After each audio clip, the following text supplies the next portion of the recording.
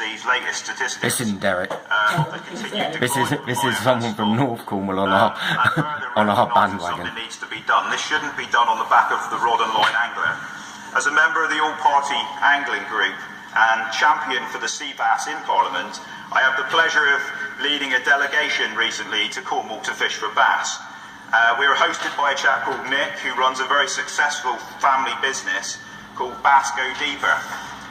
We had a successful trip and all the fish were returned to the sea, catch and release. Nick, amongst many other bass guides in Cornwall and other hook and line beach and cliff anglers, will no longer be able to fish if these ridiculous and draconian measures put forward by ISIS are implemented. The suggestion is that anglers will only be able to catch fish for 6 months of the year, and for catch and release, and the other 6 months of the year they won't be able to target bass at all. If these proposals were truly meant for conservation, then I would argue that once again the angler is being penalised against some of the hook and line commercial fisheries who can effectively land 4 tonnes of catch each.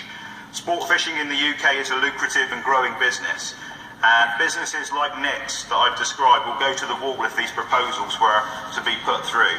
The recreational sea angling sector, which has seen the least impact by fish mortality, bore a disproportionate burden of last year's negotiations, with a 0 catch from January to June and 1 fish bag limit from July to September.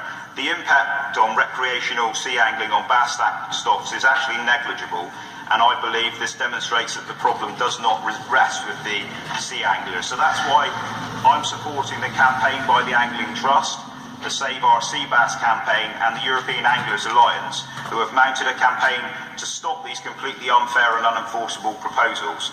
Banning the public from fishing for a species recreationally while letting commercial hook and line fisheries continue is unjust and cannot be allowed. Ireland and America have both embraced, as my honourable friend from Exeter has already pointed out, a recreational bass fishery, and they're seen as being a premium, some of the premium sport fishery areas in the whole of the UK. So, in summing up, Madam Deputy Speaker, catching a fish and keeping it for the pot is not a crime. One of the last great remaining hunter-gatherer pursuits in this country is catching a fish and cooking it for your dinner. Fight for those anglers, Minister, and oppose these ridiculous measures that will sink what is a fine pursuit and a fledgling industry. There are thousands of anglers out there that are looking for your support this year. Alistair Carmichael.